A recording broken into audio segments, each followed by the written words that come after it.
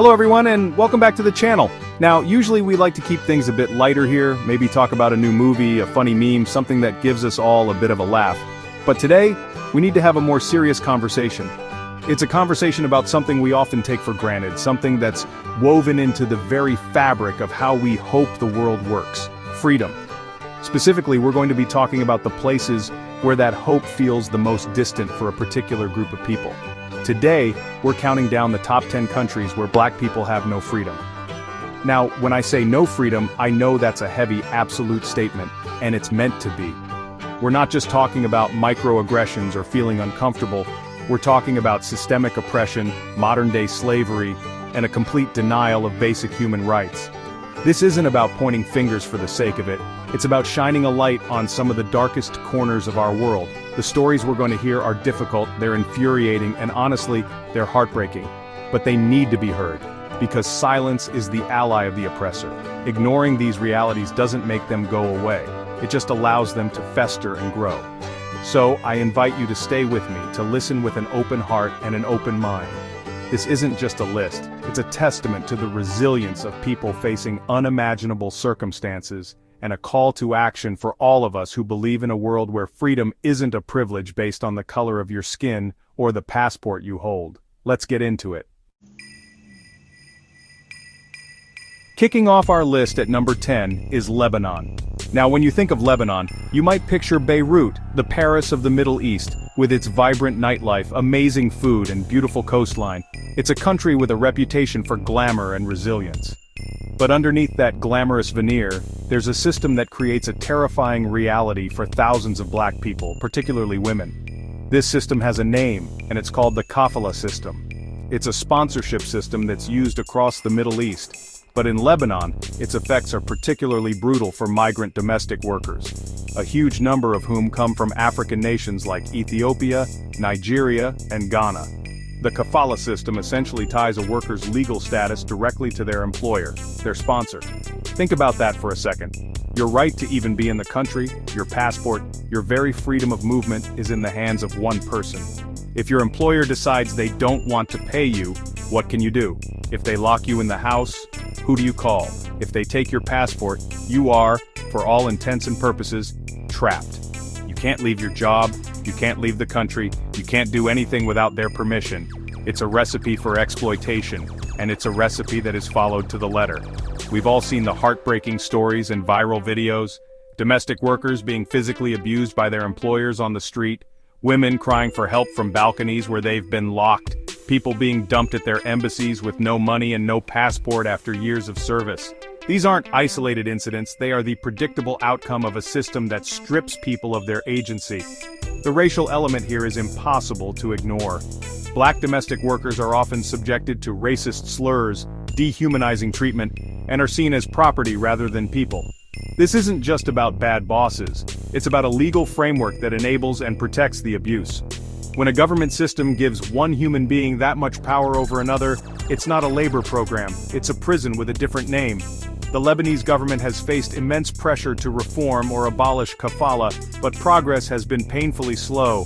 Activists on the ground are fighting an uphill battle, trying to provide legal aid and shelter for women who manage to escape. So, while tourists might see a beautiful, cosmopolitan country, for thousands of black women, Lebanon is a cage. It might be a gilded one with views of the Mediterranean, but it's a cage nonetheless. They arrive with dreams of sending money back home to their families, but many find themselves in a nightmare of exploitation, with no freedom and no way out. The contrast between the country's image and their reality is staggering, and it's why Lebanon starts our countdown. Coming in at number 9, we're moving across North Africa to Algeria. Algeria is a massive country, a gateway between sub-Saharan Africa and Europe. For many migrants and refugees fleeing conflict, poverty, and climate change in their home countries, Algeria is not a destination but a transit point on a perilous journey north. However, this transit point has become a place of extreme hostility and danger, particularly for black Africans. The dream of reaching Europe often turns into a nightmare right there in the Algerian desert. Reports from human rights organizations paint a grim picture. There are widespread accounts of racial profiling and discrimination. Black people, regardless of their legal status, Whether they are asylum seekers, documented migrants, or even Algerian citizens of sub-Saharan descent, are often targeted by authorities. We're talking about mass roundups in cities like Algiers and Oran, where people are swept up off the streets based on nothing more than the color of their skin. They are then bussed to the southern border and abandoned in the middle of the Sahara Desert. Let's just pause and absorb what that means. Abandoned in the Sahara, one of the most inhospitable environments on Earth. They are left with no food, no water, and no sense of direction, often miles from the nearest town in neighboring Niger or Mali. It's a practice that has been described by the UN as a de facto death sentence. Thousands of people, including pregnant women and children, have been forced on these death marches. It's a deliberate policy of expulsion that is both illegal under international law and breathtakingly cruel. The discrimination isn't just at the state level, it's societal. There's a pervasive anti-black racism that fuels this treatment. Black migrants are often scapegoated in the media and by politicians for crime, for unemployment, for spreading disease. The classic playbook of xenophobia. This creates a public atmosphere where harassment, exploitation, and violence against black people are seen as acceptable, or at least are widely ignored. They face incredible difficulty in finding housing, getting jobs, or even just walking down the street without being insulted or attacked.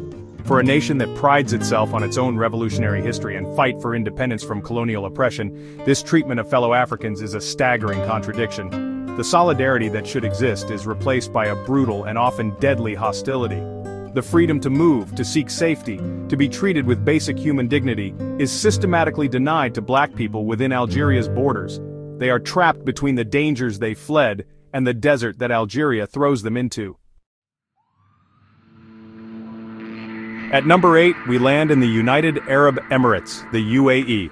Home to the futuristic skylines of Dubai and Abu Dhabi, the UAE has masterfully crafted an image of itself as a global hub of luxury, innovation, and opportunity. It attracts millions of tourists and expatriates every year with the promise of a high-tech, tax-free paradise. But just like in Lebanon, this glittering facade is built on the backs of a massive migrant workforce. And for many black workers from Africa and other parts of the world, this paradise is anything but. The UAE also operates under the kafala system, which, as we've discussed, is fundamentally flawed and ripe for abuse. For the hundreds of thousands of migrant workers in construction, security, and domestic service, many of whom are from African nations, this system means a near-total loss of freedom. Upon arrival, it's standard practice for employers to confiscate their passports, immediately making them dependent and vulnerable.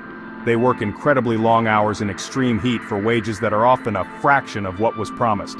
The construction boom that created those iconic skyscrapers you see in every travel brochure, that was built by men toiling in scorching temperatures, living in cramped labor camps far from the public eye, with their freedom of movement severely restricted.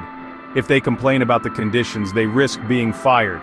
And getting fired under kafala doesn't just mean losing your job. It means losing your legal right to be in the country, which can lead to immediate detention and deportation. It's a system designed to ensure a compliant, cheap, and disposable labor force.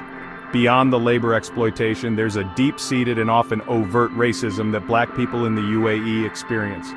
This isn't just about the labor camps. It affects black professionals and tourists as well. There are countless stories of being denied entry to clubs and restaurants, being followed in malls, and facing discrimination in housing and employment, all based on the color of their skin. In a society that is incredibly stratified, a racial hierarchy is clearly visible, and black people often find themselves at the very bottom. The promise of the UAE is a powerful illusion. It's a country that sells a dream of modernity and wealth, but the price of that dream is paid by people who are denied the most basic freedoms. The freedom to quit a job you hate, the freedom to hold your own passport, the freedom to walk down the street without being judged by your race. For many black people in the UAE, these simple liberties are as distant as the top of the Burj Khalifa. The country's wealth and its lack of freedom for so many are two sides of the same coin. Our seventh country takes us to a place where the issue isn't just a lack of freedom, but the active, ongoing practice of something most of the world believes is history: slavery. We're talking about Mauritania. This West African nation has the tragic distinction of being one of the last strongholds of hereditary slavery in the world. And this isn't a metaphor. We're talking about people owning other people, a practice that overwhelmingly targets the country's black population, specifically the Haritan ethnic group. Mauritania has a complex social structure, but it's broadly divided between Arab Berber communities and black African communities. The Haritan or Black Moors are descendants of enslaved people and are still to this day trapped in a cycle of servitude to their traditional Arab Berber masters. This slavery is passed down from mother to child. If your mother was a slave, you are born a slave. You belong to your mother's owner. Your life is not your own from the moment you take your first breath. Now you might be thinking, wait, slavery is illegal everywhere, right? And technically, you'd be right. Mauritania has officially abolished slavery several times, most recently in 1981, and they made it a criminal offense in 2007. But these laws are almost never enforced. The government is dominated by the very elites who benefit from this system, and they go to great lengths to deny that the problem even exists on a wide scale. They call it an after effect of a historical practice, but anti-slavery activists on the ground will tell you a very different story. These activists, many of whom are former slaves themselves, face incredible persecution. People like Biram Da Abeid, a prominent anti-slavery campaigner, have been arrested and imprisoned multiple times simply for speaking out and organizing protests. The government's response to abolitionism is often more aggressive than its response to slave owning. This tells you everything you need to know about where their priorities lie. For the enslaved, there is no freedom. They work without pay, they cannot marry without their master's permission, their children can be given away, and they face constant physical and sexual abuse. The psychological chains are as strong as the physical ones.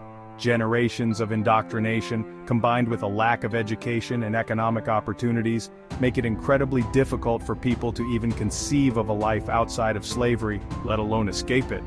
For black people in Mauritania, particularly the Haritan, freedom is not just a distant concept, it is a forbidden one. The fact that this is happening right now, in the 21st century, is a shocking indictment of the world's indifference and the Mauritanian government's complicity. Dropping into the number 6 spot is Yemen. For the better part of a decade, Yemen has been consumed by a devastating civil war. It's created one of the world's worst humanitarian crises. When a country collapses into chaos like this, it's the most vulnerable who suffer the most. In Yemen, this includes a long-standing community of black Yemenis known as the Al-Aqdam, or the servants, as well as black migrants and refugees from the Horn of Africa, who continue to make the dangerous sea crossing in search of safety or work. The Al-Aqdam have been a marginalized community in Yemen for centuries. They are a distinct ethnic group, socially segregated and relegated to the lowest rung of society. Even before the war, they faced systemic discrimination, were denied access to education and proper jobs, and were forced to live in slums on the outskirts of cities. They were treated as outcasts. With the outbreak of the war, their already precarious situation has become catastrophic. They have been disproportionately affected by the fighting, the famine, and the disease that have ravaged the country. Now add to this the plight of African migrants, primarily from Ethiopia and Somalia. Many are fleeing their own conflicts or economic hardship, hoping to travel through Yemen and reach Saudi Arabia for work. They are incredibly vulnerable. They fall prey to smugglers and human traffickers who subject them to horrific abuse. There are widespread reports of migrants being held in detention centers, both official and unofficial, where they are tortured, starved, and extorted for ransom money from their families back home. These detention centers are hell on earth. Accounts from survivors describe being beaten, burned with hot metal, and witnessing others die from the abuse or from starvation. Women and girls are at extreme risk of sexual violence.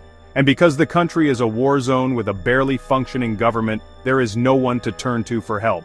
There is no law, no order, and no protection. Their journey for a better life ends in a nightmare of captivity and torture, all because of the color of their skin and their status as migrants. For both the Al-Aqdam and black African migrants, freedom in Yemen is a fantasy. For the Al-Aqdam, they are trapped by a centuries-old caste system that the war has only made worse. For the migrants, they are trapped by traffickers and a war that sees them not as human beings seeking refuge, but as commodities to be exploited. In the chaos of Yemen's conflict, their suffering is often invisible to the outside world, a silent crisis within a crisis. At the halfway point, number 5 on our list is Iran. When people think about human rights in Iran, they often focus, and rightly so, on political dissidents, women's rights, and religious minorities. But there's another group whose lack of freedom often goes completely unmentioned: the country's black population. This includes Afro-Iranians, a community with a long history in the south of the country, as well as black migrants and refugees, particularly from Afghanistan, who are often mistaken for being of African descent. Afro-Iranians are concentrated in the southern coastal provinces, descendants of people brought to Persia through the Indian Ocean slave trade centuries ago. While they are Iranian citizens, they exist on the margins of society. They face both systemic and social discrimination. The official narrative of Iranian identity is overwhelmingly Persian, and black Iranians are often seen as other, not fully belonging. This translates into economic and social neglect.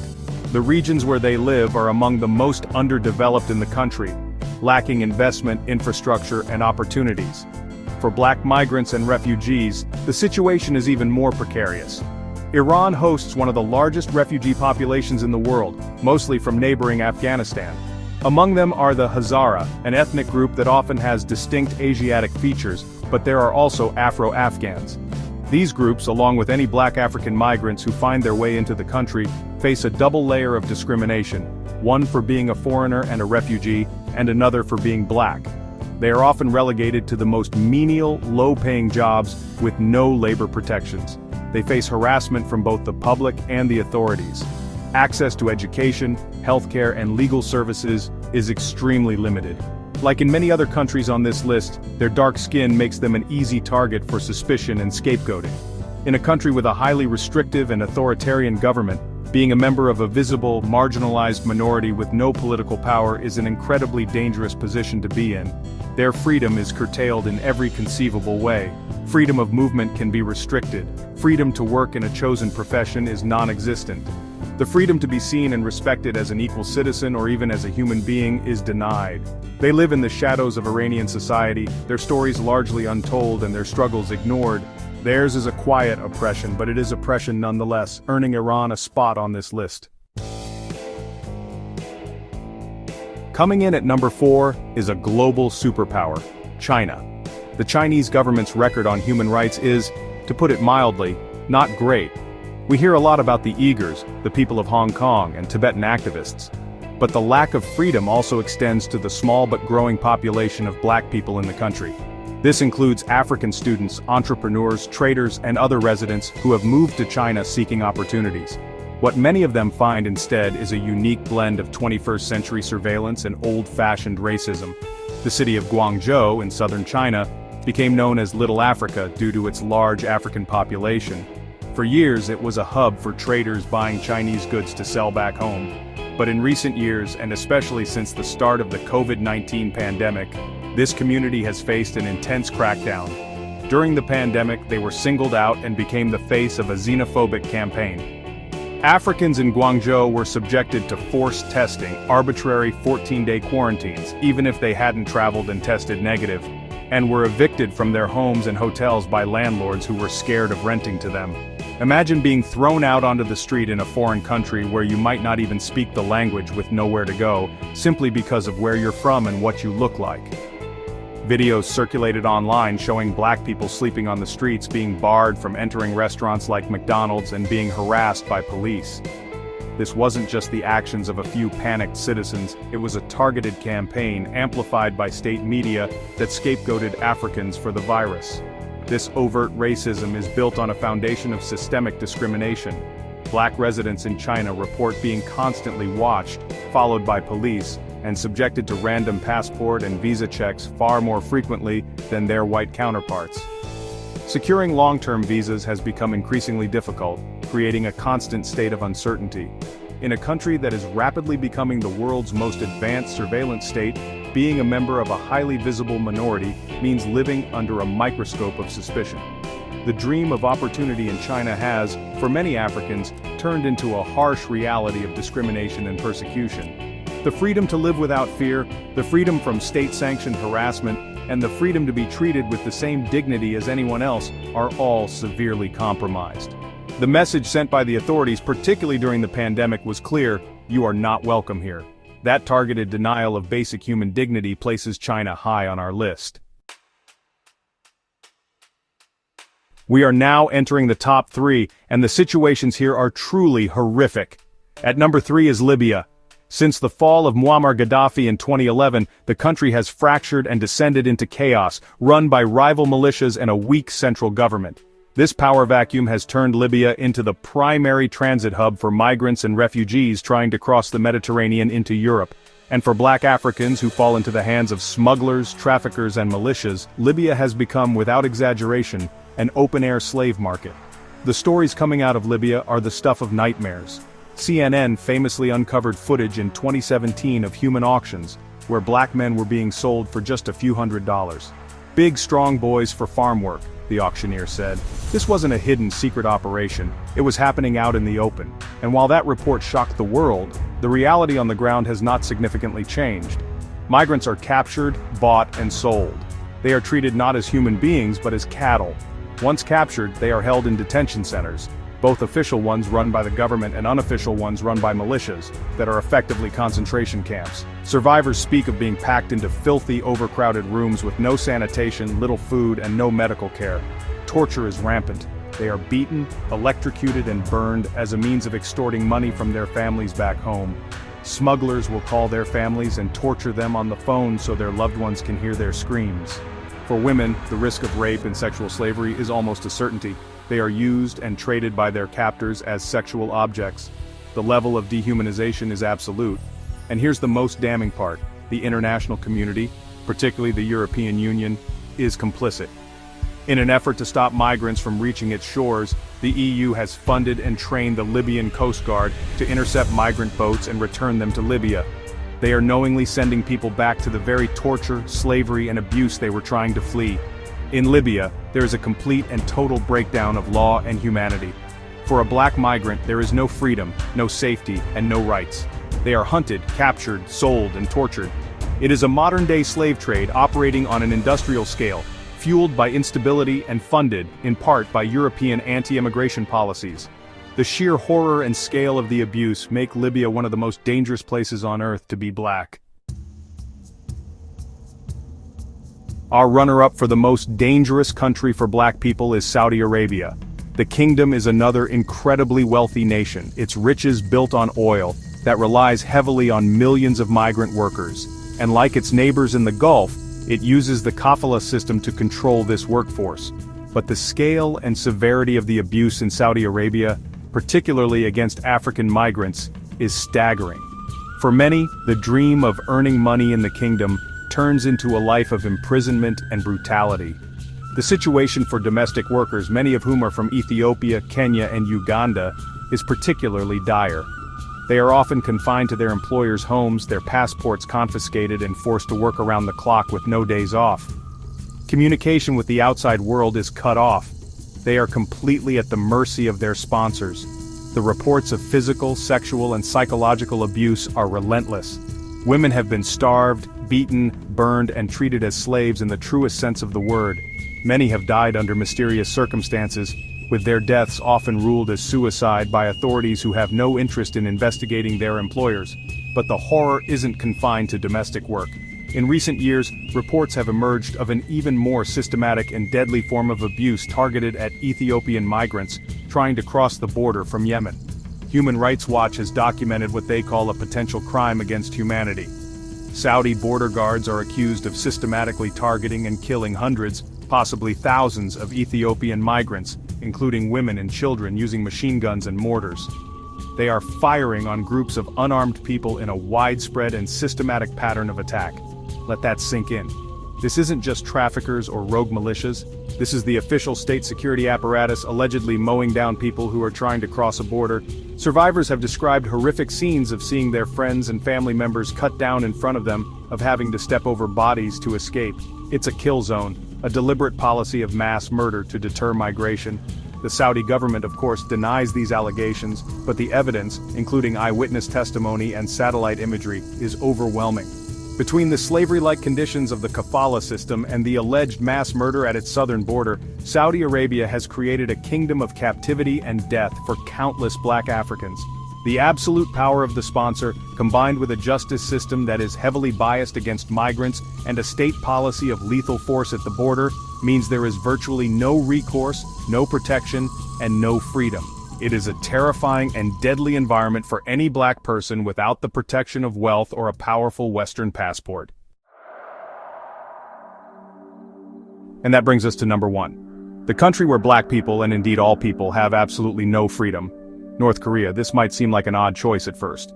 North Korea is an extremely homogeneous and isolated society, so there isn't a large oppressed black population in the way there is in Mauritania or Libya.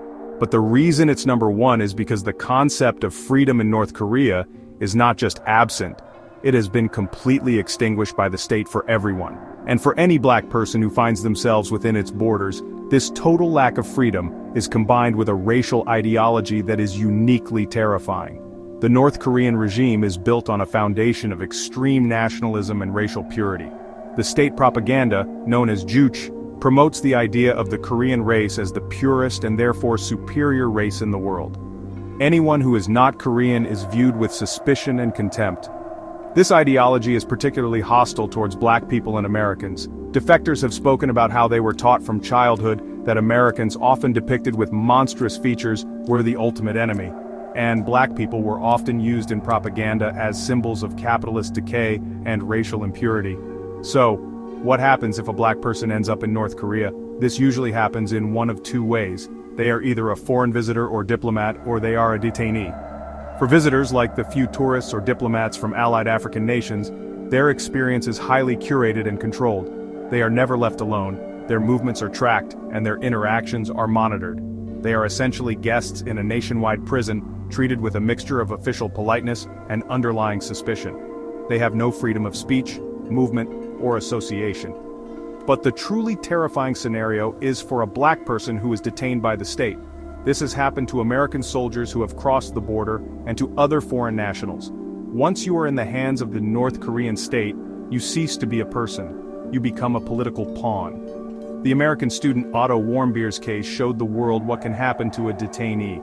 Now imagine that treatment compounded by the regime's deep-seated racism against black people and Americans. You would face not only the brutality of their gulag system but also a special level of vitriol reserved for those they see as racially inferior enemies.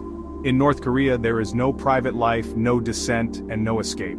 The state controls what you see, what you hear, what you think, and who you are.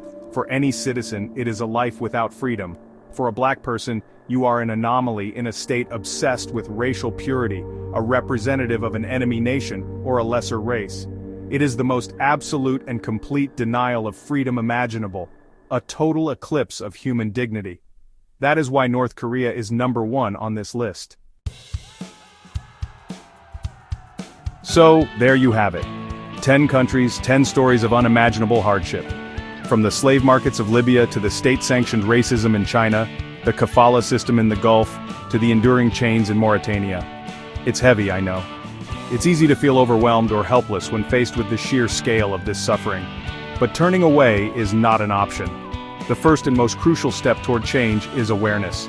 We cannot fight battles we do not know exist. By learning about these situations, by sharing this information, we drag these injustices out of the darkness and into the light where they can be confronted. This isn't just about pointing fingers, it's about understanding that the fight for black liberation and human dignity is a global one. The same threads of racism, exploitation, and dehumanization that people fight against in one country are woven into the fabric of these systems in another. Freedom and equality are not privileges to be granted, they are fundamental human rights. Our advocacy must be as global as the oppression we seek to dismantle. We have a responsibility to stand in solidarity with those who are silenced, imprisoned, and enslaved. So what can we do? I urge you to take this knowledge and build on it. Read the reports from organizations like Human Rights Watch, Amnesty International, and Anti-Slavery International. Support groups on the ground that are providing direct aid, legal assistance, and shelter to victims. Donate if you can, but more importantly, use your voice. Share these stories. Demand action from our own governments to stop being complicit in these systems through their foreign and immigration policies. The path to freedom for everyone is long, but it begins with each of us choosing to see, to speak, and to act. Thank you for watching.